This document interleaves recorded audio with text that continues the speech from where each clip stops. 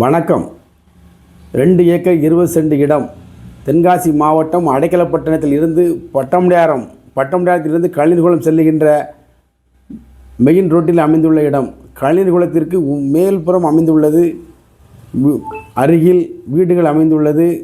இடத்தில் கிணறு free service உள்ளது. தொழில் சார்ந்த தேவைகளுக்கு முதலீடுகளுக்கு ஏற்ற சூப்பர் இடம்.